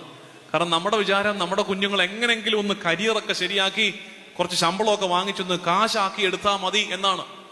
ഒരു ഘട്ടത്തിൽ നമുക്കങ്ങനെ തോന്നിപ്പോയി, കാശായാൽ എല്ലാമായി. എന്നിട്ട് കാശായവരോട് ചോദിക്ക്, അവർക്ക് എല്ലാമായോ സമാധാനമായോ എന്ന്. അവര് പറയും പണ്ടായിരുന്നു ഇതിലും സമാധാനം എന്ന് പറയും. അതുകൊണ്ട് ദൈവത്തെ കൂടാതെയുള്ള അധ്വാനങ്ങളും ദൈവത്തെ കൂടാതെയുള്ള മെച്ചപ്പാടും നിരാശ സമ്മാനിക്കും. സംതൃപ്തി കിട്ടത്തില്ല. നിങ്ങളാണെങ്കിൽ തന്നെ അറിയാമല്ലോ, 10-30 വർഷത്തുള്ളതിനേക്കാൾ 10-30 വർഷം മുമ്പത്തതിനേക്കാൾ സാമ്പത്തികം കൂടിയോ കുറഞ്ഞോ? ഉള്ള കാര്യം പറ. പിരിവിനൊന്നും ഇവിടുന്നാരും വരാൻ പോകുന്നില്ല. സാമ്പത്തികം കൂടിയോ കുറഞ്ഞോ? കൂടി. പക്ഷെ അന്നുള്ള അത്രയും തൃപ്തി എവിടെ? എല്ലായിടത്തും നമുക്ക് അസ്വസ്ഥതകൾ കൂടുക. അപ്പൊ ഒരു കാര്യം മനസ്സിലായി, സമ്പത്തല്ല സംതൃപ്തിയുടെ അടിസ്ഥാനം, ഇത് ദൈവമാണ്. ദൈവത്തെ കൂടാതെ നേടുന്ന നേട്ടമൊന്നും നേട്ടമല്ലെന്ന് തിരിച്ചറിയണം. ശരിക്കും അങ്ങനെ ഒരു തിരുത്തലിന്റെ കാലമാണിത്. ദൈവത്തെ കൂടാതെ നേടിയ നേട്ടമൊന്നും നേട്ടമല്ലായിരുന്നുവെന്ന് തിരിച്ചറിഞ്ഞ് കർത്താവിങ്കിലേക്ക് കുടുംബം ഒരുമിച്ച് തിരിയേണ്ട കാലമായത്. കർത്താവ് ഇന്നിപ്പോ കുമ്പസാരത്തിന് ഒത്തിരി അച്ഛന്മാര് വന്നിരിക്കുന്നത് കണ്ടു. കുമ്പസാരം നന്നായിട്ട് നടത്തി കർത്താവിങ്കിലേക്ക് തിരിയണം. നന്നായിട്ട് നടത്താൻ പറയാൻ കാര്യം, നമ്മുടെ കുമ്പസാരങ്ങളെല്ലാം പതിവ് തീർക്കൽ കുമ്പസാരങ്ങളാ. ഒരു വിധത്തിൽ പറഞ്ഞാൽ ഒട്ടുമിക്ക പേരുടെയും ചടങ്ങ് തീർക്കൽ കുമ്പസാരങ്ങളാ ഉള്ളത് പറഞ്ഞാൽ. കാരണം എന്താ? ഒരു സ്ഥിരം ലിസ്റ്റ് പോയിരുന്ന് അതേ ലിസ്റ്റ് തന്നെ പിന്നെയും ആവർത്തിച്ച് പറയുന്നതിനെ കുമ്പസാരം എന്ന് വിളിക്കാൻ പറ്റുമോ? ഹൃദയം നുറുങ്ങി പാപത്തിൽ നിന്ന് പുറത്തു കടക്കണം എന്നുള്ള ആഗ്രഹത്തോടെ കർത്താവിന്റെ അടുത്ത് എന്ന് വിങ്ങി പറയുന്ന അനുഭവമായിട്ട് കുമ്പസാരം മാറണം. അതുകൊണ്ട് ആദ്യം ഉണ്ടാകുന്ന തിരിച്ചറിവ്, കർത്താവിൽ നിന്ന് അകന്നിട്ട് നേടിയതൊന്നും നേട്ടമല്ല. ഇരിക്കുന്നിടത്തിരുന്ന് കരങ്ങൾ വീണ്ടും നെഞ്ചോടൊന്ന് ചേർത്ത് പിടിച്ച് നമുക്ക് അങ്ങനെ ഒരു പ്രാർത്ഥന പ്രാർത്ഥിക്കാം. കർത്താവേ, നമ്മുടെ ഒരു പാട്ടുണ്ടല്ലോ, ദൈവേഷ്ടമാണെന്ന് കരുതി ഞാൻ ചെയ്തതെല്ലാം ദൈവേഷ്ടമല്ലായിരുന്നെന്ന് അറിഞ്ഞിടുവിൻ. ശരിക്കും ആ തിരിച്ചറിവാണ് വേണ്ടത്.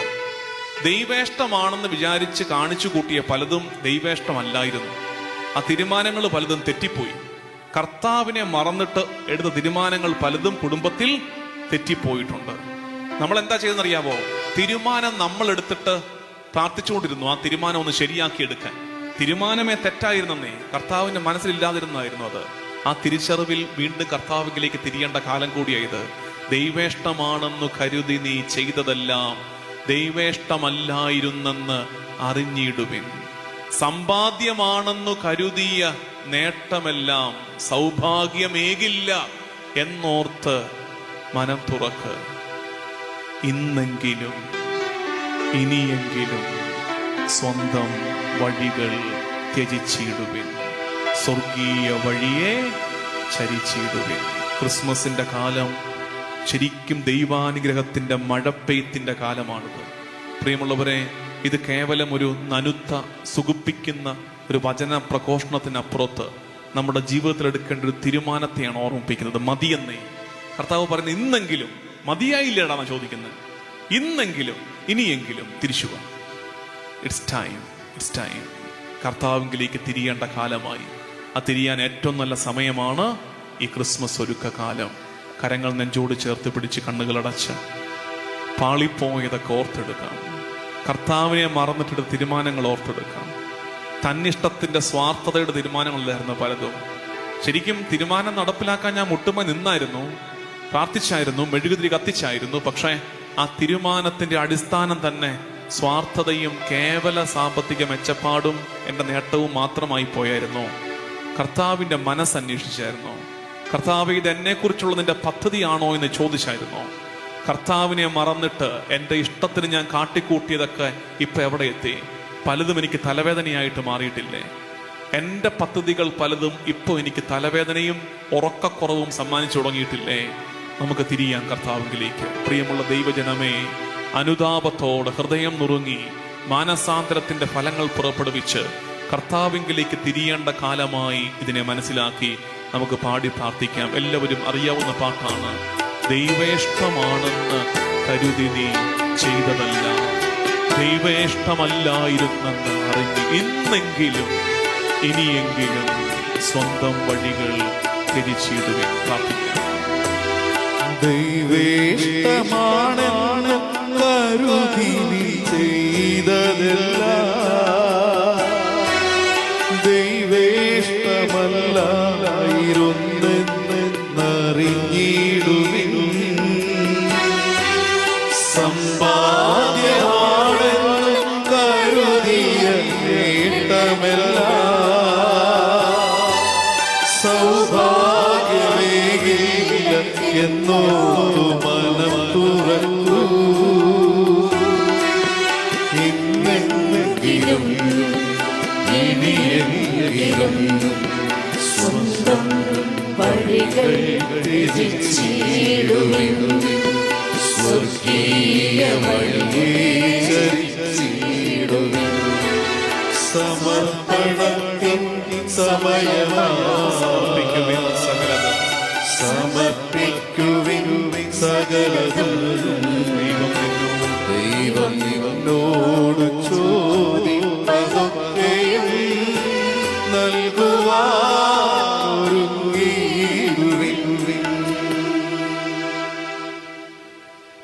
കഴിഞ്ഞ 1 മണിക്കൂർ മേൽ എന്നെ കേട്ടോണ്ടിരുന്നതിന് ഞാൻ പറഞ്ഞൊരല്പം ടയേർഡാണ്. എന്നാലും നിങ്ങൾ സഹിഷ്ണുതയോടെ കേട്ടിരുന്നു, ശ്രദ്ധിച്ചു, കാര്യങ്ങൾ മനസ്സിലാക്കി. കിട്ടിയോ? നിങ്ങൾക്ക് പറഞ്ഞ കാര്യങ്ങളൊക്കെ മനസ്സിലായോ? ഒരു വികാരമില്ലാതിരിക്കുകയാണല്ലോ. മനസ്സിലായോ? അതായത് നമ്മൾ പറഞ്ഞതിന്റെ സമ്മറി ഇത്രയേ ഉള്ളൂ. ക്രിസ്മസിന് ഒരുങ്ങുക, തിരുപ്പിറവിക്ക്, വലിയ തിരുനാളിന് ഒരുങ്ങുക. ഒരുങ്ങേണ്ട 3 ശൈലികളാണ് പഠിപ്പിച്ചത്. 1 സുവിശേഷം 4 വായിക്കുക. 2 പരിശുദ്ധ കുർബാന ഇനിയുള്ള ദിവസങ്ങളിൽ മുടങ്ങാതെ അർപ്പിച്ച് കുർബാനയ്ക്ക് മുമ്പോ ശേഷമോ 10 മിനിറ്റ് നിശബ്ദതയിലിരുന്ന് കർത്താവിനെ കേട്ട് ശീലിക്കുക. 3 പരിത്യാഗ പ്രവർത്തികൾ ചെയ്യുക. ചിലത് വേണ്ടെന്ന് വെച്ച് കർത്താവിനോട് കൂടുതൽ അടുക്കുന്ന കാലമാക്കി ഇതിനെ മാറ്റുക. അതിനുശേഷം നമ്മൾ പറഞ്ഞത് കുടുംബങ്ങളുടെ വിശുദ്ധീകരണം നിയോഗം വെക്കണം. തിരുക്കുടുംബത്തെ ധ്യാനിക്കുന്ന ഈ കാലത്ത് കുടുംബങ്ങളുടെ വിശുദ്ധീകരണം നിയോഗം വെച്ച് തെറ്റിപ്പോയത് മനസ്സിലാക്കി കർത്താവിലേക്ക് തിരിഞ്ഞ് നല്ല കുമ്പസാരം നടത്തി ഒരുങ്ങേണ്ട കാലം കൂടിയായി ഇതിനെ തിരിച്ചറിയുക. അങ്ങനെ വിശുദ്ധിയുടെ ഫലങ്ങൾ പുറപ്പെടുവിക്കുന്ന കാലമായി, നാളുകളായി ഈ വരും ദിവസങ്ങൾ മാറട്ടെ എന്ന് നിങ്ങൾക്ക് വേണ്ടി ഞാനും പ്രാർത്ഥിക്കുന്നു. എനിക്ക് വേണ്ടിയും പ്രാർത്ഥിക്കുക. ദൈവനാമത്തിന് മഹത്വം ഉണ്ടാകട്ടെ. ആമേൻ.